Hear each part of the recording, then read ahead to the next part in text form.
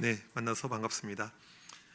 요즘에 한국 교회에 많은 위기를 이야기합니다. 그 중에 하나가 젊은 세대들이 이제 하나님을 떠나고 있고 이제 교회에 더 이상 나오지 않는 것이죠. 교회의 모습을 보게 되면 피라미드라고 보통 제가 이야기를 하는데, 어렸을 때는 애들이 열심히 해요. 오늘도 앞에 나와서 이 찬양하는 모습 보게 되니까 한 절반은 억지로 하는 것 같고 절반은 제대로 하는 것 같은데, 아무튼 괜찮아요. 억지로, 우리의 믿음은 원래 억지로부터 시작을 하는 거거든요. 그러니까 나와 있는 것 자체가 상당히 귀하고 소중한 것이죠. 처음에는 이렇게 시작을 하는데, 이 아이들이 초등학교 고학년이 되게 되면 이제 안 간다고 이야기합니다. 이제 그때부터 싸움이 시작을 하는 거죠. 특별히 요즘에 핸드폰, 이게 상당히 이제 사탄의 어떤 무기가 돼가지고 이게 이제 어떤 걸림돌이 되어서 또 애들이 교회를 안 나옵니다. 그래도 중학생, 고등학생 되게 되면 애들이 교회를 많이 떠나게 되고, 이제 성인이 되게 되면 더 많이 떠나게 되어서 이 교회 모습을 보게 되면 피라미드가 된다, 이렇게 이야기를 합니다. 이것이 기독교에만 해당되는 것이 아니고 모든 종교가 다 그렇습니다. 지금 불교는 완전히 비상이에요. 저번에 이제 4월 초파일 때 이제 저는 종교를 두루 알아야 되니까 4월 초파일 행사도 봐요. 적을 알고 우리를 알아야지 승리할 수 있을 거 아닙니까? 보니까 이 로버트 이렇게 중들이 이렇게 등장을 하더라고요. 와, 정말 기가 막혔어요. 근데 그런 행사하게 되면 젊은 사람들이 많이 모이지만 실제로 불교로 귀의하는 경우는 거의 없다라고 이야기합니다. 그래서 지금 우리나라 20대 이 종교를 가지고 있는 비율이 이제는 20%가 되지 않습니다. 10몇 %밖에 안 돼요. 그나마 교회가 제일 많고 불교 천주교는 상당히 큰 위기 가운데 있고, 이렇게 아무튼 예전에는 애들이 많았는데 지금 아이들이 줄어들어가고 젊은 사람들이 교회를 떠나고 있고, 이것이 상당히 심각한 교회 문제거든요. 왜 교회 문제인 줄 아십니까? 제가 저희 교회 이제 부임한 지 7년이 되었는데, 저희 교회는 숙대 옆에 위치하고 있습니다. 78년 되었어요. 역사와 전통을 자랑하는 교회, 상당히 이제 좋은 슬로건이죠. 제가 6대 담임 목사로 부임을 하게 되었는데 이북 분들이 만드신 교회예요. 저는 이런 교회인지 모르고 왔습니다. 이제 이 다음부터 내용이 좀 위험한데 알면 안 왔을 수도 있어요. 와서 보니까 완전히 하얀 밭이에요, 교회가요. 저희 동네는 이제 어르신들이 많이 있는 교회인데 100세 이상이 한 5분 정도 계시고 99세가 분당에서 매주 오세요, 교회를요. 저희 교회 지금 가장 고령의 원로 장로님 내일 모레 90이신데 운전해서 교회로 오십니다. 용인에서. 그러니까 저희 교회 80대 권사님들 뛰어다니세요. 농담이 아니고 실제로 뛰어다니세요. 70대는 교회 청소해야 될 군번이에요. 청소하셔야 됩니다. 60대 장로님들은요, 어린 축에 속해요. 이게 저희 교회 어떤 이제 그림이죠. 저는 이 어르신들을 교회에서 상당히 제가 소중히 여깁니다. 교회 보물이라고 저는 생각해요. 여러분, 교회 어르신들은 보물임을 믿습니다. 그동안 평생을 교회에서 헌신하고 살아오셨던 분들이잖아요. 지난 7년 동안 몇 분이 돌아가신 줄 아세요? 어르신들 가운데 50분 넘게 돌아가셨습니다. 많이 돌아가시면요, 한 달에 10분 이렇게 돌아가신 적도 있어요. 한 주에 3분이 돌아가신 적도 있습니다. 우리 부모님 이런 것이 아니고 우리 교회 장로님, 권사님들 돌아가신 숫자가 그렇게 돼요. 그분들이 참 좋으신 분들이었어요. 저는 한 분 한 분 다 기억이 납니다. 그런데 돌아가시더라고요. 때가 되니까. 7년에 지금 안 보이는 분들까지 하게 되면 70여 분이 안 보이는데, 7년에 70분이 안 보이면 앞으로 7년 후에 또 안 보이는 거예요. 또 7년 후에 그만큼 안 보입니다. 그러면 교회는요, 문을 닫게 됩니다. 왜 교회의 다음 세대가 중요하냐면 이것이 미래이기 때문에. 여러분, 교회는요, 미래를 준비하지 못하면요, 어느 순간에 문을 닫는 거예요. 제가 호언장담하는데 우리나라 절 있잖아요. 우리나라 불교는요, 이제는 문화적인 종교로 전락을 할 것입니다. 더 이상 앞으로 10년, 20년에 절 가는 사람이 있나 보십시오. 없어요. 이제는요. 젊은 사람들은 가지 않아요. 관광으로, 그 다음에 템플 스테이로, 여러 가지 문화적인 컨텐츠로 가는 것이지, 내가 정말 부처를 사모해서 사랑해서 그렇게 가는 사람은 이제 거의 없어질 것입니다. 교회도 똑같다라는 거예요. 지금 이 시대의 모습을 보게 되면 젊은 사람들이 없습니다. 아이들이 없습니다. 근데 진짜 문제가 무엇인 줄 아십니까? 핵심 문제는요, 오늘 우리가 읽은 히브리서 11장 말씀에 있습니다. 믿음이 없어요. 여러분, 숫자는요, 인구가 줄어들면 작아질 수도 있습니다. 과거보다 숫자가 줄어들 수가 있어요. 중요한 건 무엇인 줄 아십니까? 믿음입니다. 믿음이 없어요. 우리 아이들 찬양하는 모습이 참 저는 도전이 돼요. 저는 그냥 아이들이 앞에 서 있으면 해도 저는 그냥 무조건 박수 칩니다. 왜냐하면 그 대단한 거거든요. 지금 집에서 그냥 게임하고 놀고 있는 놈들을 있잖아요. 걔네가 문제잖아요. 나와 있는 애들은 훌륭한 애들이고, 교인들도 지금 나와 있는 분들은 훌륭한 분들이고, 아멘을 안 하시네요. 나와 있는 분들이 훌륭하신 분들이시고, 집에서 퍼 자고 있는 분들이 훌륭하신 분들이시고는 아니잖아요. 네. 이렇게 늘 사모하는 마음을 가지고 있는 분들이 소수일지라도 이분들이 교회 리더이고 이끌어가는 분들이 되는 거잖아요. 근데 한국 교회를 보게 되면 지금 믿음이 없습니다. 믿음이 없어요. 일례로 여러분들 이제 곧 있으면 아이들 기말고사 기간이 다가올 것입니다. 여러분 기말고사 시간이 돼요. 우리 청소년 아이들이, 중고등학생들이 교회를 더 많이 옵니까? 적게 옵니까? 제가 어려운 건 질문하지 않았잖아요. 애들이 많이 와요? 적게 와요? 적게 오잖아요. 우리는 이것을 당연하게 여깁니다. 왜요? 공부해야 되니까. 시험이 중요하니까. 대학이 중요하니까. 여러분 제가 질문할게요. 대학이 중요합니까? 신앙이 중요합니까? 취업이 중요합니까? 예수 그리스도가 중요합니까? 근데 말은 그렇게 하지만 실제로는요 그렇게 움직이지 못해요. 시험 기간에 학원에 가고 교회에 빠지게 됩니다. 제가 부교육자 할 때 하나님께서 특별한 은혜를 주셔서 아이들이 진짜 많이 모이는 교회에 있었습니다. 애들이 많이 모였어요. 제가 담당했던 중학생, 고등학생들, 청소년들, 교육자 혼자서 제가 담당했었는데 저희 부서 제적이 850명이었어요. 주일날 몇 명이 출석했냐면 평균 온 아이들이 550명이에요. 주일날 11시에 550명, 교사들 포함해서 600명 넘는 수가 예배를 드리는데 저희 교회 특징은요 시험 기간에도 550명이었어요. 시험 기간 아닐 때도 550명, 항상 550명이었습니다. 그럼 이 아이들이 믿음이 좋은가? 아니에요. 믿음 없는 아이들 많습니다. 시험 기간 시작하기 전에 제가 아이들에게 설교 시간을 이렇게 선포합니다. 이번 시험 기간에 교회에 빠진 인간들 시험 망칠 줄 믿습니다. 그 다음 주에 한 번 더 외쳐요. 이번 시험 기간에 교회 2주 연속 빠진 인간들 답안지 한 가지씩 밀렸을 줄 믿습니다. 여러분 어떤 일이 교회에 발생했냐면요 실제로 답안지 밀렸은 아이가 발생했어요. 애들이 많으면요 좋을 것 같잖아요. 별로 안 좋아요. 누가 누군지를 모릅니다. 특별히 우리 여학생들 학교에서 생얼로 교복 입었던 모습과 교회에서 풀 메이크업과 사복의 모습이 다르기 때문에 이름을 외울 수가 없어요. 애들이 너무 달라요. 알고 봤더니 7개월 동안 교회를 한 번도 안 나온 애가 답안지를 밀렸었는데 수능에서 밀렸었습니다. 2등급짜리가 밀렸었습니다. 인생 망한 거죠. 그리고 나서는 교회 소문이 하나 들리더라고요. 드디어 목사님의 저주가 이루어졌다. 그리고는 어떤 아이들이 시험 기간에 학원에 가려고 하면 애들이 그래요. 너 미쳤니? 그 언니처럼 되고 싶어? 인생 망하고 싶어? 애들이 무서워서 학원을 못 갔어요. 여러분 이게 한국교회 믿음의 수준, 영적의 수준이라는 사실이죠. 안타까워요. 저는 어렸을 때 초등학교를 제주도에서 입학했습니다. 남제주군 표선면 토산이라는 마을인데 이 마을은 어떤 마을이냐면요 뱀을 신으로 섬기는 마을이에요. 우리나라에 딱 두 군데가 있습니다. 뱀을 신으로 섬기는 뱀 신단이 있는 곳 두 군데가 있어요. 그러니까 뱀을 죽여서는 안 됩니다. 여자들 결혼할 때 혼수로 뱀을 가져가요. 이게 이 동네 풍습입니다. 그러니까 교회가 안 돼요. 교인도 몇 명 안 모입니다. 힘든 교회예요. 근데 제가 어렸을 때 어떤 모습을 봤냐면 아침에 학교 갈 때 형 누나들이 교회에 들려서 기도하고 학교를 가더라고요. 학교가 끝난 다음에 기도하고 교회 들려서 집으로 가더라고요. 80년대 한국교회가 한참 부흥할 때의 모습은 이런 모습이었습니다. 믿음이었어요. 제가 초등학교 다닐 때 저희 교회가 이렇게 있는데 우리 동네 애들이 이제 아침 한 8시 학교를 가잖아요. 애들이 그래요. 너희 교회는 귀신이다라 그렇게 이야기해요. 상당히 기분 나쁘잖아요. 교회에 귀신이 어디 있어요. 근데 교회 앞을 지나갈 때마다 에이 소리가 들려요. 교회 귀신인가? 이게 뭐냐면 새벽 예배를 5시부터 오셔서 권사님 집사님들이 아침 8시까지 기도하고 있는 소리였어요. 여러분 한국교회가요 이 기도의 힘이 얼마나 강했는지 모릅니다. 남편은 교회를 안 다니죠. 어떤 분은 과부시죠. 어떤 가정은 남편이 알코올 중독이죠. 집안에 소망이 없어요. 그냥 기도하는데 그냥 울면서 흐느끼면서 기도하는 것이 한국교회의 모습이었습니다. 그것이 한국교회의 힘이었어요. 여러분 지금 교회를 보십시오. 기도하는 사람들이 없어요. 새벽을 깨우고 금요일날 기도하고 이런 사람들이 과거에 비교하게 되면요 거의 태반이 없습니다. 교회의 영적인 힘은요 다른 데서 볼 수 있는 것이 아니고 얼마나 기도하느냐 이거예요. 우리 아이들이 얼마나 기도하는 아이들인가, 우리 청년들이 얼마나 기도하고 있는 청년들인가, 우리 성도들이 얼마나 기도하는가 이것이에요.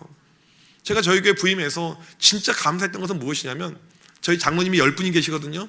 이 장로님들이 집이 머세요. 막 용인 살고 뭐 강남 살고 집이 머세요. 그런데도 불구하고 장로님들이 그 먼 거리를 새벽을 오시더라고요. 그 먼 거리를 수요일날 오시더라고요. 저희 교회는 어떠한 교회냐면 당회에 대한 신뢰가 엄청나게 높은 교회입니다. 전통교회라고 이야기했잖아요. 장로님들 절반이 아버지에 이어서 장로예요. 여러분, 장로 세습 들어보셨어요? 이게 우리 교회에서는요, 흠이 아니에요.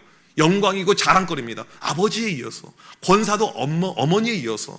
근데 이런 분들이 그냥 아버지 백으로 된 것이 아니고 믿음 생활 하는 수준 자체가 다릅니다. 그냥 내 것을 헌신하고 내 것을 팔고 새벽을 깨우고, 이것이 저희 교회에 엄청난 힘이 되는데, 믿음이란 것이 특별한 것이 아니더라고요. 보니까 얼마나 기도하는가, 얼마나 영적으로 깨어있는가.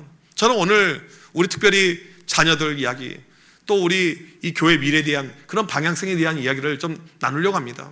어떻게 하면 우리 교회가 믿음의 세대가 될 수 있을 것이고, 우리가 어떻게 하면 믿음의 하나님의 기뻐하시는 모습으로 갈 수 있는가, 여기에 대해서 말씀을 드리려고 합니다. 로마서 말씀 보게 되면 믿음은 들음에서 나온다라고 이야기합니다. 우리가 믿음을 세울 수 있는 길이 무엇입니까? 잘 듣는 거예요. 따라서 이 교회를 가보게 되면 어떤 교회가 영적으로 서 있는가? 잘 듣는 교회입니다. 아멘. 잘 듣는 교회가 영적으로 서 있는 교회예요. 목사님 말씀하실 때 아멘이 큰 교회가 부흥하고 성장하는 교회인 줄 믿습니다. 이게 정말 중요한 거죠. 우리 아이들도 마찬가지인데, 그런데 이 아이들이 주일날 보게 되면요, 그러지 못해요. 왜냐하면 애들 주일날 여러분 모습을 보십시오. 좀비가 되어서 교회로 와요. 토요일날 애들이 잠은 안 잡니다. 게임하죠, 핸드폰 하죠, 유튜브 보죠, 뭘 하는지 모르겠어요. 이렇게 그냥 애들이 좀비가 되어서 와요. 그 다음에 교회 와서 좀 예배 드리자고 하면 애들이 집중이 하나도 안 됩니다. 그냥 정신이 완전히 그냥 다른 나라에 가 있어요. 제가 가정에서 여러분들에게 한 가지 적용할 수 있는 부분을 말씀드리자면, 우리의 주일 성수의 시작은요, 토요일 날 시작이 되는 것입니다. 여러분, 제가 이 온라인 컨텐츠에 대해서, 온라인 예배에 대해서 우리 교인들에게 항상 강조했던 것이 있어요. 1시간 앉아 있는 것이 예배가 아니고 준비하는 것이 예배라고 이야기합니다. 모든 것은 준비해서 시작을 하는 거예요. 여러분, 사랑하는 남녀가 있습니다. 내가 사랑하는 여자친구가 있어요. 남자친구가 있습니다. 그런데 이 자매가 맨날 자기 남자친구 만날 때마다 생얼로 나가요. 결혼할 수 있을 거라고 생각하십니까? 불가능하죠. 그냥 3시간, 4시간을 풀 메이크업을 하고 이렇게 가야 돼요. 제가 제 아내랑 결혼할 수 있었던 이유가 무엇이냐면, 저는 처음부터 생얼을 봤어요. 여러분, 생얼을 보고 결혼할 수 있었다는 거거든요. 진짜 저는 믿음을 본 거죠. 왜냐하면 제가 미국에서 유학할 때 제 아내를 만났는데 같이 새벽 예배를 다녔어요. 같이 새벽 예배를 가는데 우리 자매님들 새벽에 메이크업하기 힘들잖아요. 저는 제 아내가 안경 쓰는 모습을 보고는 깜짝 놀랐어요. 다른 여자인 줄 알았어요. 왜 이 여자분이 나왔을까? 이렇게 목소리 보니까 알겠더라고요. 우리의 예배는요, 준비가 예배인 것입니다. 그래서 가정마다요, 이 토요일날 저녁에 매우 중요합니다. 토요일날 저녁에 예배를 드리면 제일 좋아요. 하지만 제가 오늘 이 시간 여러분들에게 예배 드리십시오 한다고 해도 예배 잘 못 들으실 거예요. 하지만 우리가 할 수 있는 것이 있습니다. 웬만하면 토요일날 저녁에 모임을 축소하든지 모임을 일찍 끝내든지 해야 돼요. 그리고 자녀들에게 꼭 이야기해 줘야 됩니다. 내일은 주일이다, 내일 교회 가서 예배 드리는 날이다. 이것을 꼭 이야기해서 마음의 영적인 준비가 돼야 돼요. 한국교회가 한참 살아있었을 때 보게 되면 어떤 모습이었냐면, 1,000원짜리 하나를 헌금하는데 다리미질을 했습니다. 정성을 가지고 토요일에 준비하는 거예요. 처음에 아빠들이 월급을 받게 되면 옛날에 그 노란 봉투에 월급 있잖아요. 가장 먼저 11조 감사헌금을 떼고 생활비 살았던 모습을 아이들에게 직접 보여줬어요. 이것이 우리 한국교회 전통 아름다운 모습이었는데, 이제는 그런 것이 전혀 없어요. 토요일 나들 놀아요. 엄마 아빠도 핸드폰 합니다. 그냥 집에서 맥주 한 잔씩 합니다. 이것이 일반적인 분위기인데, 아이들이 무엇을 보고 믿음으로 자랄 수가 있겠습니까? 아이들 믿음에서 가장 중요한 것은요, 예배입니다. 저희 교회는 어떠한 룰을 가지고 있냐면, 선생님들 있잖아요. 선생님들이 이제 수고를 많이 하시는데, 저희 교회 1부가 9시고 2부가 11시인데 주일학교가 다 11시 타임이에요. 그러니까 교사를 하려면 9시에 오셔야 됩니다. 저희 젊은 교인들은요, 교회 근처에 살지 못해요. 서울 용산은요, 집값이 더럽게 비쌉니다. 정말 안 좋은 곳이에요. 여러분, 성남이 좋습니다. 아멘 좀 해주세요. 네. 아니어도 그러니까 그런 척 해주셔야지 설교가 진도를 나갈 수가 있어요. 네. 저도 알아요. 네. 야, 여러분, 성남이 좋은 걸 믿습니다. 뭐가 말이 안 나오네 갑자기. 제가 어떤 측면에서 이야기하는 거냐면, 찬송가 가사 가운데 내 주 예수 모신 곳이 그 어디나 하늘나라, 어떤 특정 지역이 중요한 것이 아니고 그곳에 우리 교회가 있었을 때 이 지역이 좋은 곳이에요. 그런 의미에서 성남이 좋은 도심을 믿습니다. 이제 그런 마음이 우리에게 필요한 것이죠. 저희 교인들이 이제 멀리 삽니다. 분당, 일산 많이 멀리 떨어져 있어요. 교사하려면 9시까지 와야 되는데 이게 쉽지가 않아요. 요즘에 또 이 봄에 무엇을 많이 하냐면 마라톤을 많이 해요. 저는 개인적으로 마라톤 싫어합니다. 마라톤을 어디 그냥 한밤중에 하면 안 됩니까? 아니면 어디 그냥 그 북한을 바라보면서 이 파주 이런 데서 하면 안 됩니까? 꼭 우리 교회 옆을 다 막아요. 마포대교를 항상 막습니다. 우리 교회를 다 막아요. 그러니까 교인들이 일찍 오고 싶은데 늦을 때가 있습니다. 저희 교회는 어떤 원칙을 가지고 있냐면 내가 오늘 늦었어요. 교사인데 늦었습니다. 일부 예배 참석이 힘들어요. 그럴 때 이날 어떻게 하냐면 아이들하고 내 부서에 미안함을 이야기하고 11시 본 예배를 드리게 합니다. 왜냐하면 교사는요 영적으로 아이들에게 무엇인가 줘야 되는데 내가 먹어야지 줄 수가 있어요. 이 교사에게 중요한 것이 무엇이냐면 아이들 예배를 살리는 그 역할을 하는 것이죠. 내가 먼저 예배자가 되는 것이죠. 가정에서 엄마 아빠가 먼저 예배자가 될 때 아이들이 예배자가 되는 것입니다. 여러분 기독교 교육이 무엇이냐면요 말로 하는 것이 교육이 아닙니다. 아이들에게 너희들 서로 사랑해야지 엄마 아빠가 맨날 싸워요. 너희들 교회를 사랑해야지 엄마 아빠가 맨날 교회에 욕을 합니다. 이 기독교 교육은요 말로 하는 것이 아니고 보여주는 것입니다. 한 번은 중학교 1학년짜리 아이가 수련회 때 울면서 기도를 해요. 여러분 우리 중등부 선생님이나 중학생 부모님이 계실지 모르겠지만 중학교 1학년 남학생이 수련회 때 울면서 기도하는 것이 정상입니까? 비정상입니까? 우리 상식으로 한번 이야기해 보자고요. 정상이에요? 비정상이에요? 이상하잖아요. 걔네들은요 수련회 하게 되면요 그냥 기도 잘 안 해야 돼요. 그냥 막 퍼 잔다든지 딴짓 한다든지 이게 걔네들의 일반적인 모습이잖아요. 너무 신기한 거예요. 끝나고 물어봤습니다. 선효야 너 왜 울면서 기도했니? 그때 이 아이가 뭐라고 이야기하냐면 목사님 제 손을 붙잡고 기도하시는 선생님이 우시는데 제가 어떻게 안 울어요? 여러분 이것이 기독교 교육입니다. 보여주는 거예요. 건강한 교회가 어떤 모습이냐면요 장로님들의 뜨거운 영적인 모습을 교인들에게 보여주는 것입니다.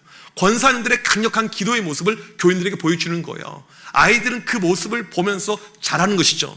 저희 교회가 절기 때마다 세대 통합 예배를 드립니다. 그럴 때 함께 예배를 드리는데 왜 이것을 제가 중요한 목회 철학으로 삼고 있냐면 보자는 거죠. 우리가 세대가 분리되어서 우리끼리 예배 드리고 끝나는 것이 아니고 함께 예배 드리면서 진짜 예배가 무엇인지 어른들이 어떻게 예배를 준비하고 예배 가운데 가는지를 보여주자는 거죠. 그러면서 아이들이 영적으로 자라게 됩니다. 중요한 것은 무엇이냐면요 믿음은 들음에서 납니다. 어떻게 해서든지 우리가 아이들 들리게끔 만들어줘야 돼요. 이 예배가 아이들 눈높이에 맞게끔 가서 아이들이 반드시 들어서 예배를 좋아하게끔 만들어야 되고 예배를 오고 싶어하게 해야 되고 교회에 와야 될 목적과 이유가 다른 데 있지 않고 예배에 있습니다. 저는 그런 교회가 우리 교회가 되길 간절히 소망합니다. 여러분 이 믿음이란 것이요 쉽지가 않습니다. 믿음은 어려워요. 오늘 우리가 히브리서 11장을 읽었습니다. 믿음으로가 몇 번 나오는 줄 아십니까? 20번 나옵니다. 여러분 믿음을 이야기할 때 가장 먼저 등장하는 인물이 누군지 아십니까? 아벨이에요. 믿음 때문에 죽임을 당했습니다. 믿음은요 믿음 때문에 내 목숨을 잃을 수가 있습니다. 여러분 아브라함 믿음의 조상이라고 이야기하잖아요. 요즘으로 말하면 강남 대치동에 살다가 갑자기 하나님께서 너 울릉도로 이사가. 하나님 가겠습니다. 이것이 아브라함의 믿음이에요. 여러분 오늘 우리가 읽었던 말씀 가운데 사람을 톱으로 켜서 죽입니다. 예레미야가 그렇게 순교를 당했습니다. 사람을 톱으로 켜서 죽여도 이것을 걱정하지 않고 두려워하지 않고 끝까지 믿음으로 버틴 것을 믿음이라고 이야기하는데 우리가 생각하는 믿음은요 너무나도 단순해요. 내가 교회 오고 있는데 예배 드리고 있는데 봉사하고 있는데 뭐가 문제야 이렇게 생각을 합니다. 그런 가운데 우리 아이들 믿음도 우리가 상당히 낮게 생각하는 경우가 있습니다. 우리 아이가 예배 잘 드리고 있는데 교회에서 봉사하고 있는데 교회에서 헌신하고 있는데 여러분 그것을 믿음이라고 정말 정의할 수 있을까요? 제가 예전에 아이들 상담을 하는데 카톡으로 익명방을 만들어서 전국에 있는 수많은 아이들을 상담했던 적이 있습니다. 대부분 청소년들의 상담의 내용은 이성교제예요. 거의 뻔합니다. 스토리가요. 한 번은 고등학교 1학년 여학생이 상담을 요청해 왔어요. 목사님 저 남자친구가 있어요. 저는 그럴 줄 알았어요. 400일 되었어요. 오, 놀랬어요. 400일, 야, 놀라운데? 교회 오빠를 사귀고 있어요. 그래, 그럴 수 있지. 그 다음이 충격적이었습니다. 그런데 목사님, 오빠 나이가 27살이에요. 여러분, 이게 한 케이스가 아니었습니다. 20대 남자애들이 10대 여학생 사귀는 것은요, 성적인 목적밖에 없습니다. 여러분 잘 기억하셔야 됩니다. 저는 교회에서 교사들, 20대 애들 남학생들이 10대 애들 사귀면요 바로 잘라버렸어요. 이건 좋은 의도가 조금도 없어요. 알고 봤더니 둘이 한 달 중3 때부터 만난 지 한 달 되었을 때부터 성관계를 맺고 있는데, 이 관계가 계속 지속이 되니까 애가 마음이 찔린 거예요. 엄마도 모르죠, 아빠도 모르죠, 교회 선생님, 목사님 아무도 몰라요. 여러분, 교회에서 아이들이 헌신하고 봉사하는 것이 믿음이 아닐 수 있다는 사실입니다. 믿음은요 생각보다 어려워요. 그냥 만들어지지 않습니다. 제가 이 청소년 사역을 오랫동안 하면서 이제 임상 샘플이 있어요. 제자들 가운데 뭐 이제 40대도 있고 30대도 있고 20대도 있고 다양하게 이렇게 제자들이 있는데, 어떤 제자들은 애들 낳고 살면서 믿음을 잘 가지고 있고, 어떤 애들은 교회 회장도 있고 찬양팀도 있는데 교회를 떠난 애들이 있어요. 그 차이가 무엇인가 봤더니 믿음의 차이인데, 어떤 믿음의 차이였냐면 이거였습니다. 고등학교 졸업하기 전에 영적인 루틴이 만들어진 아이들은 교회를 떠난 적이 없어요. 무슨 말이냐면, 영적인 루틴이라는 것은 누가 시키지 않아도 매일 기도와 말씀이라는 영적인 활동을 하는 아이들은 교회를 떠나지 않더라고요. 그런데 이것 없이 그냥 교회가 좋아서 재밌어서 봉사하고 이런 애들 가운데 떠난 아이들은 발생을 하더라고요. 청소년 사역할 때 어떻게 하면 이 아이들 믿음으로 세울 수 있을까? 제자 훈련을 시켰습니다. 하루에 성경 3장씩 읽혔어요. 매일 기도 20분씩 시켰습니다. 매일 큐티를 시켰어요. 하루에 한 구절씩 암송을 시켰습니다. 애들이 믿음이 자라가요. 처음에 50명 시작했는데 이 제자 훈련이 100명, 150명, 200명, 그리고 우리 부서에 코어 그룹이 되어서 애들이 얼마나 믿음 가운데 가는지 모릅니다. 저는 아이들 여름에 수련하게 되면 수련회를 빡세게 진행했습니다. 저녁 7시에 집회가 시작이 되면 새벽 1시에 끝냈어요. 새벽 1시까지 집회가 진행이 되는데 중1부터 고3까지 앉아있는데 한 명도 움직이지 않습니다. 왜냐하면 문을 잠그고 해요.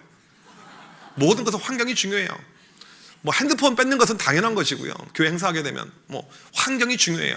악한 것은요 없애야 됩니다. 악한 것은 타협의 대상이 아니고 없애는 것이에요. 그래서 이렇게 하는데, 중요한 것은 무엇이냐면 애들 가운데 열심 당원 애들이 있습니다. 앞자리에 앉아서 은혜 받고 싶은데 조추첨해서 뒤로 간 거예요. 저녁을 먹고 오게 되면 줄 서면 맨 뒤로 가는 거예요. 저는 처음에 몰랐어요. 나중에 어떤 아이들이 발생했냐면, 그깟 저녁 안 먹고 말지 그러면서 자발적인 금식하는 아이들이 발생했습니다. 앞자리에 앉기 위해서 수련회 때 시키지 않았는데 애들이 그냥 줄 서는 거예요. 6시 반부터 애들이 줄 서 있는데 줄이 쭉 깁니다. 줄이 기니까 밖에까지 나가요. 떼약볕에 이 한여름에 이 태양열이 아이들 그냥 이마에 계속 비치는데 애들이 줄 쭉 서 있어요. 여러분, 그때 애들이 줄 서서 뭐 하는 줄 아십니까? 통성으로 기도해요. 하나님, 이 밤에 우리에게 은혜를 주옵소서. 은혜 아니면 살 수가 없습니다. 여러분, 이 모습이 어디 옛날 모습이 아닙니다. 지금 현재도 우리 대한민국에 진행이 되고 있는 모습이에요.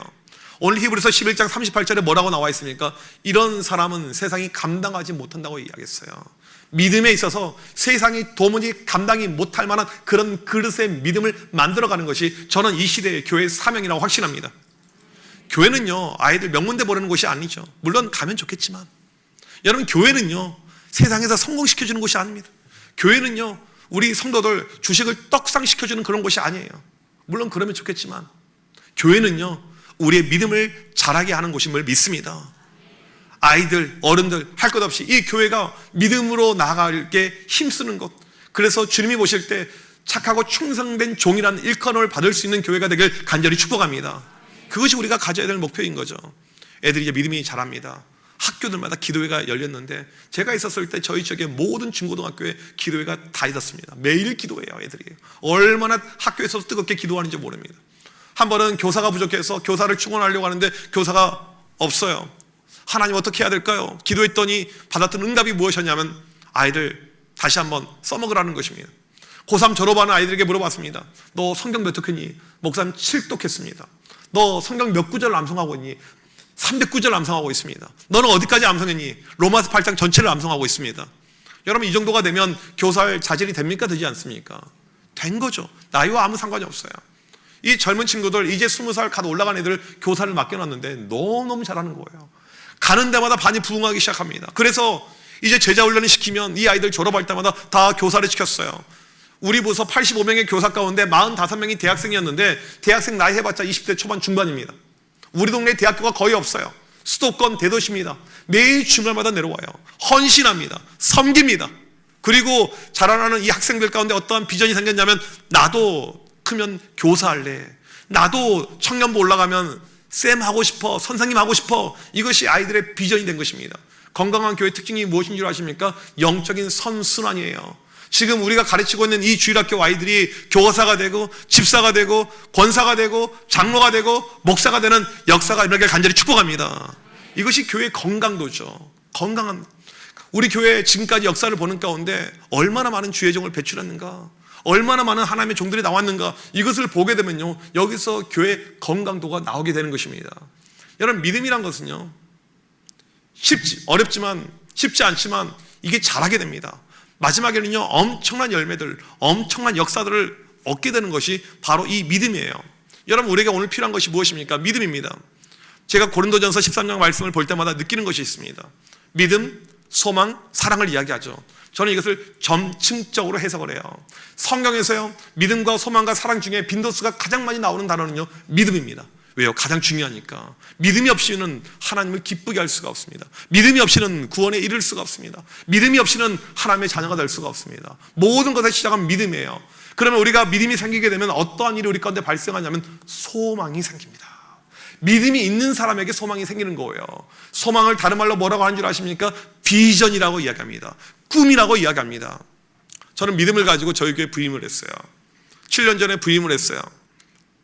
여러분, 이 담임 목회시로 부임하게 되면요 하나님이 특별한 선물을 주십니다. 임직, 부임 선물을 주세요. 제가 부임하자마자 하나님께 받았던 선물이 있습니다. 무슨 선물이냐면 코로나입니다. 여러분, 코로나는 하나님의 축복입니다. 그렇게 생각하지 않으세요? 그럼 하나님 만드신 저주가 코로나입니까? 저희 교회 변화는요 코로나 때문에 다 진행이 되었어요. 저희 교회 보게 되면 많은 변화가 일어났습니다. 여러 가지 다양한 변화, 일일이 말씀드리기는 어려울 만큼. 근데 이 모든 것이 코로나로 인해서, 코로나 때 찬양대 못 모이게 했잖아요. 찬양대실을 없애고 아이들 어와나로 바꾸게 되었고요. 코로나 때 주방을 없애겠잖아요. 그때부터 해서 지금까지도 주방이 없어져서 저희 교회는 밥을 안 줘요. 그래도 잘 와요.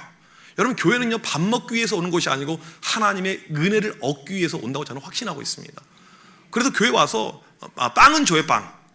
아무것도 안 주면 너무 야박하니까 빵을 주는데 권사님들은 알아서 자기들 방에서 밥을 해드시고, 또 젊은 사람들은 알아서 시켜먹고, 지역교회 전개가 얼마나 활성화되는지 몰라요. 주일이면요 그 배달 아저씨들이 수십 명이 왔다 갔다 합니다. 좋은 교회라고, 이 교회는 복을 받아야 된다고. 여러분, 제가 받은 선물이 코로나였어요. 이 코로나 때 무엇을 어떻게 합니까? 그러니까 하나님께서 저에게 시켰던 훈련이 너 더 기도해라. 더 기도하는 훈련. 계속해서 기도하고 특세를 며칠간 40일 50일 그냥 계속해서 기도만 하고 했던 그 기억이 납니다. 하나님께서 이제 저희 교회에 저에게 주셨던 비전이 있어요. 어떤 비전이었냐면 늙은 교회를 젊게 만드는 것이 저에게 주셨던 비전이었습니다. 여러분, 이것이 쉬울까요? 어려울까요? 어려워요. 아니, 교회는 노인들이 많죠. 코로나죠. 어떻게 합니까? 또 저희 교회가 어떤 지역이냐면요 챗GPT한테 물어봐요. 왜 용산구 청파동은 어렵냐라고 물어봐요.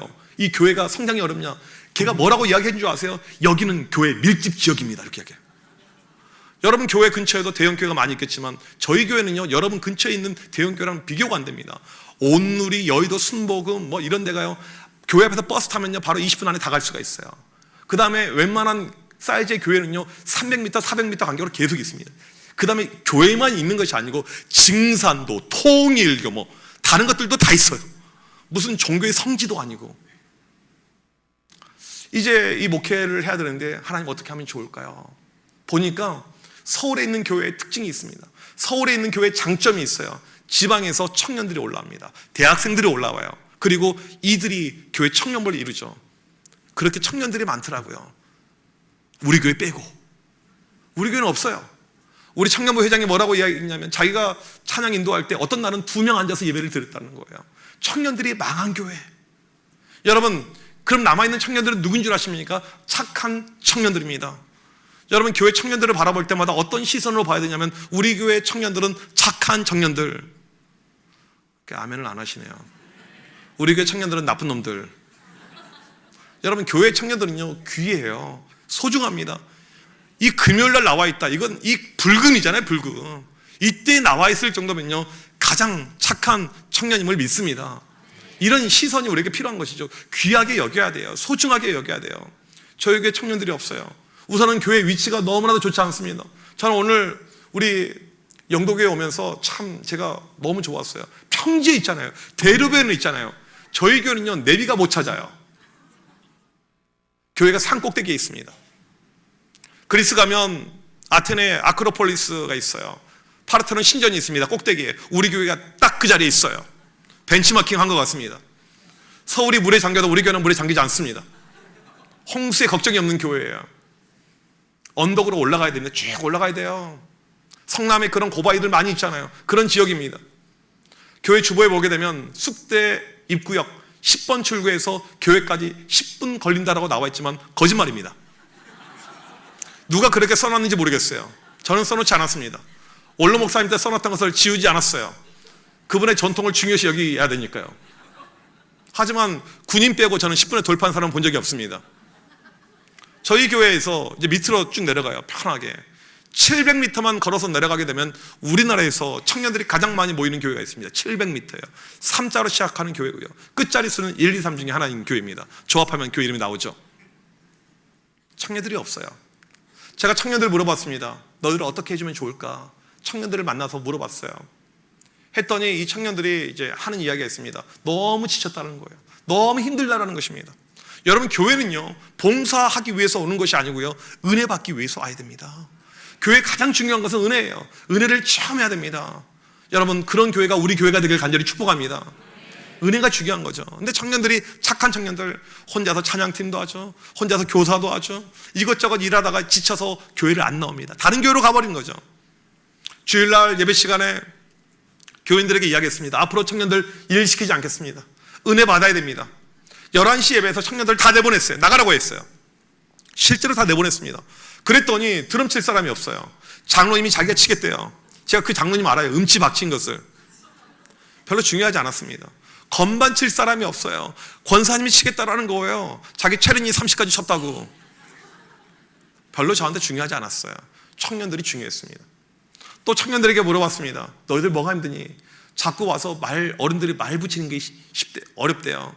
너 누구 집 아들이니? 너 누구 집 딸이니? 호구조사하는 거. 그러니까 기존 애들도 불편하고 새로운 아이들도 불편한 거죠. 그래서 불편하면 안 되니까 제가 주일날 또 교인들에게 이야기했습니다. 광고 시간에 우리 교회는 앞으로 청년 상종 금지 법안을 통과합니다. 청년들과 상종하지 않도록 하겠습니다. 말하지 마세요. 그냥 청년들 애들 싫어한다고 하니까 말하지 마세요. 그냥 우리끼리 이야기합시다. 목사님, 저는 그런데 청년들하고 대화하고 싶습니다. 이런 분들은 제가 팁을 드리겠습니다. 청년들과 대화하기를 원하시는 분들은 청년들을 만날 때 둘 중 하나를 주십시오. 현금 아니면 카드. 이게 교회의 룰로 삼았어요. 그리고 이 청년들 가서 너희들끼리 숨어서 예배 드리지 말고 본당에서 같이 예배를 드리자. 제가 본당으로 청년들을 올렸습니다. 1시에 3부 예배를 신설했어요. 교회 70여 년의 역사 가운데 처음으로 3부 예배가 만들어졌습니다. 그리고 첫 번째 주일날 되었습니다. 제가 설교하는데 땅을 치면서 후회했어요. 저희 교회 본당이 천석인데 몇 명 안 되는 썰렁한 이 청년들 앉아있는데 얼마나 힘들어요. 제가 주일날 새벽 예배부터 설교합니다. 주일 왼종일 설교해서 목이 아파 죽겠는데 이 몇 명 안 되는 것들 앞에서 설교하니까 너무너무 힘든 거예요. 그러니까 원고에 없는 쓸데없는 소리가 설교 시간에 나오게 되었습니다. 그날과 그때가 언제가 될지는 모르겠지만 청년들이 100명 이상 예배 드렸으면 좋겠습니다. 나왔어요. 이때가 코로나 시국이었거든요. 코로나 엄청나게 심했었을 때입니다. 청년들이 100명 이상 모였으면 좋겠습니다. 아무도 아멘도 안 해요. 있을 수가 없는 일이에요. 교회 역사상 없었던 일이거든요. 그러니까 더 화가 나니까 이제 또 이야기를 합니다. 청년들이 100명 넘어가는 그 순간에 내가 전체에게 아웃백을 쏘겠습니다. 이제 막말 대잔치가 된 거예요. 이때가 코로나 때였는데 제가 한 가지 놓쳤던 것이 있습니다. 우리 하나님의 속성을 볼 때 절대적인 속성, 또 신학적으로 비공유적인 속성이라고 합니다. 하나님만이 가지고 있는 이 속성 가운데 무엇이냐면 우리 하나님을 가리켜서 전능하신 하나님이라고 이야기를 해요. 여러분, 하나님 전능하심을 믿습니까? 우리가 말로는 믿는다라고 이야기하지만 실제로 잘 안 믿어요. 제가 그 순간에 그랬던 것 같습니다. 하나님 전능하시고 코로나를 뛰어넘으시고 하나님께서 이 시대에 역사하시고 부흥케 하시고 일하실 줄 믿습니다. 이렇게 가야 되는데 잘 못 믿었던 것 같아요. 그 설교가 끝나고 여전히 코로나가 끝나지 않았습니다. 정확하게 2년 만에 청년부가 100명을 돌파하게 됩니다. 이제 한 가지 문제가 생겼어요. 무슨 문제가 생겼을까요? 감사하게도 청년들 가운데 아무도 아웃백 설교를 기억하지 못했습니다. 여러분이 담임 목사님 설교를 때로는 까먹는 것이 목회에 도움이 될 때가 있어요. 그냥 시골 다 외우고 기억하고 있으면 좀 피곤해요. 저도 까먹고 있었습니다. 근데 우리 성령 하나님은요, 기억하게 하시는 영이더라고요. 집을 가는데 세 글자 단어가 제 마음팍에 들어와요. 아웃백. 그리고는 이제 우리 청년부 목사님에게 아웃백 예약을 잡으라고 했어요. 했더니 저한테 와서 하는 이야기가, 목사님, 서울에 100명 이상 예약이 되는 아웃백이 없습니다. 빕스 알아보라고 했어요. 다 안 된다라는 거예요. 아니, 나는 해주고 싶은데. 여러분, 이런 현상을 신학적으로 뭐라고 한 줄 아십니까? 여호와 이레, 하나님의 예비하심. 제가 망할까봐 하나님께서 이렇게 저를 지키고 보호해 주시는 선하신 하나님의 손길. 제가 목회하면서 중요하게 여기는 것이 무엇인 줄 아십니까? 목사는 뱉은 대로 살아야 돼요. 강단에서 뱉은 말을 무조건 실천해야 됩니다. 이것이 정말 저는 중요한 목회의 어떤 원리라고 생각합니다. 아까도 말씀드렸듯이 코로나 이후에 저희 교회는 식당을 하지 않습니다. 식당을 하지 않아요. 그런데 이 청년들을 위해서 주일날 출장 뷔페를 불렀습니다. 그리고 밥을 먹였어요. 여러분, 청년들이 좋아했을까요? 싫어했을까요? 이렇게 하면 청년부가 부흥될까요? 안 될까요? 쉽잖아요. 뷔페 한번 사주면 돼요. 하시라고요. 교회 돈 아껴서 뭐합니까? 이런 데 쓰라고 교회 헌금이 있고 돈이 있는 것 아닙니까? 물론 그날 출장 뷔페는요, 제 돈으로, 내 돈 내산이었어요. 교회 돈 이런 데 쓰지 않았습니다. 저는 교회 돈 쓰는 거 되게 싫어해요. 내 돈 내산. 그럴 때 교회가 건강하다고 저는 확신합니다. 이 청년들이 이제 부흥합니다. 또 청년들 이제 밖에 나가서 수련을 하는데 제가 설교를 하러 갔어요. 청년들 볼 때마다 참 감동이 돼요. 실은 오늘도 저희 청년들이 신촌에 가서 버스킹 하면서 전도를 해요. 한 20명 정도 나가서 버스킹, 교회 음악 전공한 애들이 많아서 노래하고 전도하는데 진짜 열심히 하더라고요. 정말 열심히 해요. 그러니까 담임 목사가 갔어요. 그런 자리를 좀 안 가야 되는데 모르고 갔어요. 애들이, 목사님 너무 배가 고파요. 저는요 진짜 마이너스가 아닐 때가 없어요. 진짜 우리 청년들은 제가 무슨 가쁜 줄 알 것 같아요. 교회가 많이 모이면 그 헌금을 목사가 먹고, 진짜 그런 멍청한 청년은 없을 거라고 생각하지만 우리 안에 허락 없이 이렇게 그냥 마음대로 카드를 쓰면서 살고 있습니다. 그때도 청년들 설교하러 가는데 그냥 갈 수가 없어요. 청년들의 존재 자체가 저한테 너무나도 귀하고 소중하기 때문에 그냥 갈 수가 없어요. 그래서 커피차를 대령했습니다. 그리고 청년들에게 음료수, 아이스크림, 커피를 줬어요. 애들이 무한대로 마시라고 했더니 정말 무한대로 마시더라고요. 정말 나쁜 놈들이에요. 목사를 조금 더 배려하지 못해요. 아까도 고깃집 가서 먹는데 목사님 자꾸 더 시켜도 돼요. 진짜 마음껏 처먹어 해서 이제 애들이 정말 잘 시켜서 마음껏 잘 먹더라고요. 이게 얼마나 기쁩니까? 얼마나 감사합니까? 교회가 이제 청년들이 많아지게 되었어요. 그러니까 이게 교회 안에 일어나는 변화 있잖아요. 청년들이 매주 등록합니다. 근처에서 오는 것이 아니에요. 어떻게 알아서 멀리서 옵니다. 분당도 있고 하여튼 멀어요. 지난주 등록한 지체는 보니까 파주에서, 하여튼 아무 데서 다 와요. 인천에서 일주일에 교회를 4번씩 온 애도 있어요. 목사님 인천 가까워요? 지하철 타면 한 번이면 와요. 이렇게. 믿음이 들어가니까 여기에 대해서 애들이 조금 더 거리낌이 없는 것이죠. 저는 제가 처음에 부임에 있었을 때 제가 가지고 있는 어떤 네임밸류나 이런 것을 통해서 젊은 교인들이 좀 많이 올 줄 알았어요. 그런데 무엇이 왔다고요? 코로나가 왔습니다. 하나님의 일하시는 방법을 보게 되면요, 사람의 상상을 초월하십니다. 청년들이 이제 오게 되었는데, 이건 제가 가지고 있는 소망이라고 이야기했습니다. 믿음, 소망, 그 다음에 무엇이 있을까요? 사랑이죠. 여러분, 우리가 부흥이라는 소망이 우리에게 필요하고 앞으로 우리 교회가 나아가야 될 이 부흥에 대한 방향이 필요할 터인데 그것을 이루는 방법이 무엇입니까? 사랑입니다. 요한일서 3장 18절 보게 되면 자녀들아 말과 혀로 사랑할 것이 아니고 오직 행함과 진실함으로 하라. 사랑은요 말로 하는 것이 아닙니다. 우리 주일학교 아이들이 가장 싫어하는 선물이 있어요. 무엇인 줄 아십니까? 마음의 선물입니다. 선물은요 마음으로 하는 것이 아니에요. 물질로 하는 것이지. 교회에서 공수표 남발하면서 말로 뭐 해준다고 하면서 그거 하지 않으면요 아무런 의미가 없는 것이죠. 제가 처음에 부임했었을 때 부임하자마자 성구 영신 예배였는데 그때 교인들에게 말했던 10가지 비전이 있습니다. 그걸 다 이뤘어요. 우리 교회 앞으로 이거 할 것입니다. 이거 할 것입니다. 이거 할 것입니다. 이렇게 다 이루었어요.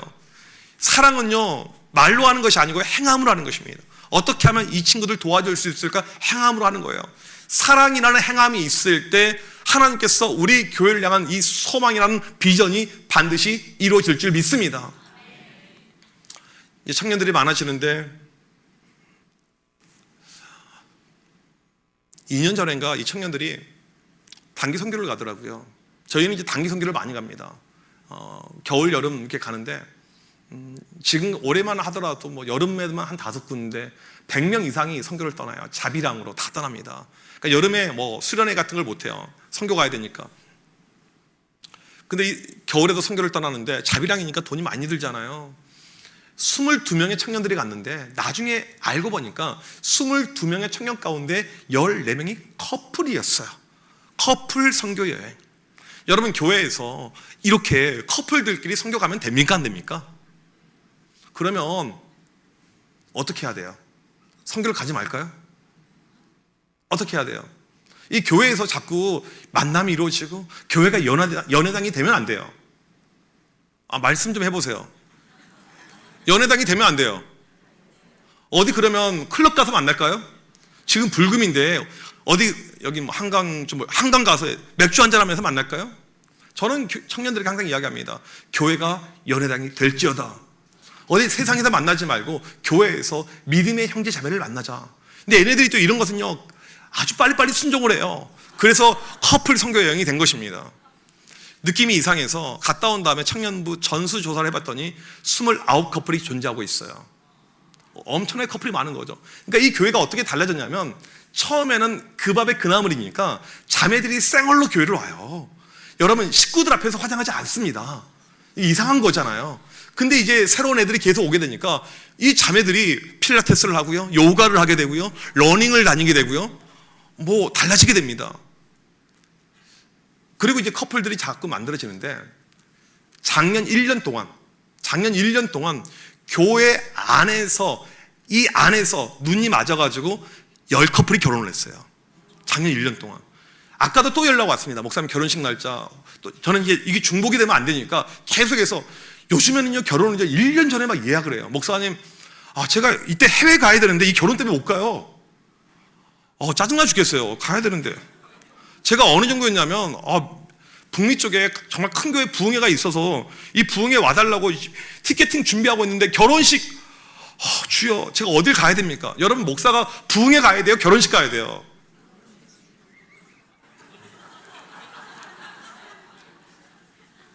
제가요 청년 한 명의 영혼 때문에 그 부흥회를 포기했습니다. 청년 한 명의 영혼 때문에.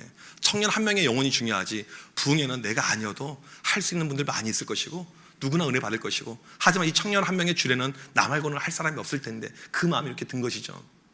청년들이 이제 결혼을 이렇게 합니다. 결혼을 해요. 여러분 이 결혼을 하게 되면 어떤 일이 발생합니까? 저희 교회는요 이상해요.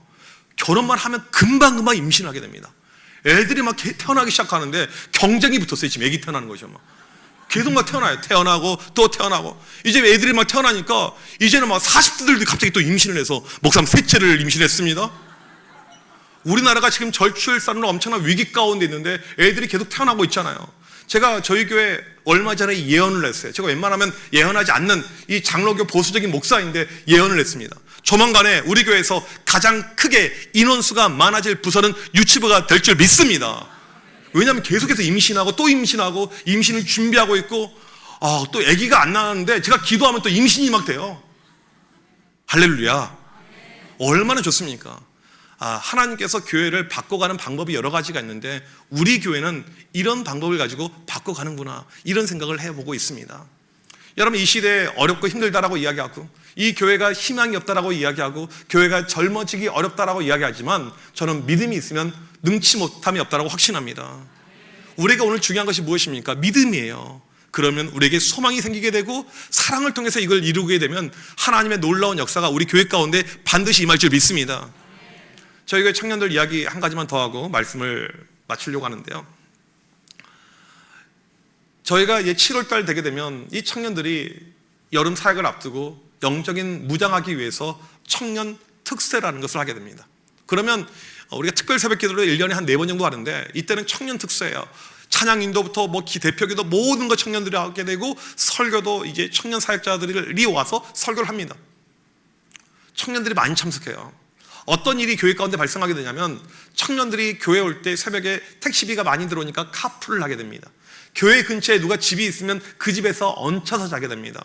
상당히 많은 숫자는요, 일주일 동안 교회에서 먹고 자고 합니다. 여러분, 이것이 이 시대의 모습이에요. 믿음이 있으면 얼마든지 이 시대도 가능하다고 저는 확신합니다. 저희 교회 학사관이 있어요. 이 학사관은 지방에서 올라온 아이들, 선교사님 자녀들을 위해서 이렇게 이제 교회에서 공짜로 방을 내주는 이런 프로그램이고 돈을 받지 않습니다. 저희 교회 한 자매가 이제 연대를 들어왔어요. 연대 학부를 졸업하고 대학원을 졸업하고 이제 참 믿음 생활 잘하는 자매인데 취업을 하게 되었습니다. 저희 교회는 워낙 교인들이 멀리서 오다 보니까 새벽 예배가 평소 때 어려워요. 그래서 한 달에 한 번 온 가족들이 함께하는 새벽 예배가 있습니다. 이때는 많이 옵니다. 근데 교회 처음부터 제가 어떠한 교회 한 가지 풍습을 만들었냐면 한 분이 그날 전체에게 간식을 싸요. 처음에는 몇 명 안 모일 때는 괜찮았는데 계속 늘어나니까 상당히 이것이 재정적인 부담이 되는 이제 그런 분량이 됐거든요. 그래서 아무튼 토요일 날 한 달에 한 번씩 6시에 새벽 예배 하게 되면 제가 또 안수기도도 다 해주고 또 간식을 먹고 일찍 집에 가는 이런 프로그램이 저희 교회 가운데 있습니다. 근데 이 자매가 이제 교회를 떠나서 교회 근처에 자취를 하는데 어떤 마음이 들었냐면 내가 지난 몇 년 동안 교회에서 공짜로 먹고 자고 하면서 교회에서 이런 유익을 누렸고 또 내가 토요일마다 새벽 예배 나가게 되면 누군가가 준 간식을 먹었는데 내가 교회를 위해서 무엇인가 헌신을 해야겠다, 이런 마음이 든 거예요. 그래서 내가 정교인에게 간식을 쏴야겠다, 이런 마음이 이 청년 자매에게 든 것입니다. 여러분, 사회초년생 월급 받아봤자 얼마 받겠습니까? 반값 내고 생활비 하면 뭐 남는 돈이 별로 없잖아요. 근데 이 자매가 어떤 결단을 내리게 되냐면 이 간식에 필요한 액수가 있습니다. 이 돈이 모이기 전까지 라면만 먹기로 결단해요. 그리고 돈을 모읍니다. 독하죠. 친구들 만나서 어디 카페도 안 가요. 그냥 라면만 먹는 거예요. 회사에서 먹는 점심 말고는 라면만 먹으면서 그 돈을 모읍니다. 교회를 섬기기 위해서, 헌신하기 위해서. 그리고 이제 힘들게 이렇게 살아가는데 하루는 회사에 갔더니 회사 대표가 부르더래요. 아무개씨, 저번에 대학원 졸업했죠? 그럼 석사 학위 받았겠네요. 네 대표님, 지난 2월 달에 이렇게 제가 졸업해서 석사 학위를 받았어요. 왜 이야기하지 않았냐고. 우리 회사는 이렇게 학위를 받게 되면 임금을 인상을 시킨다고 이렇게 이야기해 주는 거예요. 그리고 나서 이 그동안에 인상이 안 됐던 몇 달분의 인상분을 한꺼번에 딱 주는데 그날 받아본 돈이 내가 섬기려고 했던 바로 딱 그 액수가 되는 거예요. 이것을 이 자매가 그날 체험하고는 혼자 비상계단에 가서 펑펑 운 거예요. 내가 하나님을 위해서 헌신하려고 하고 내가 하나님을 위해서 희생하려고 했더니 하나님께서 나에게 이런 은혜를 주시는구나. 여러분, 이 시대에 우리에게 필요한 것이 무엇입니까? 믿음이에요. 교회는 다른 것이 아니고요, 믿음의 세대를 키우는 것입니다. 여러분, 우리 교회가 가야 될 목표와 방향이 어디 있습니까? 어떻게 하면 믿음의 세대를 키우는 거. 그러면 기성세대가 먼저 믿음의 본이 되는 것이 필요할 것이고요, 그 다음에 우리가 다음 세대들을 바라볼 때 어떻게 하면 사랑이라는 엄청난 투자를 해서 믿음의 세대를 끌어낼 수 있을 것인가, 이런 고민이 우리의 고민이 되길 바랍니다. 그래서 하나님께서 우리 교회를 주신 이 비전, 소망이 믿음과 소망과 사랑, 이 프레임을 통해서 이루어지는 놀라운 역사가 임하길 주님의 이름으로 간절히 축복합니다.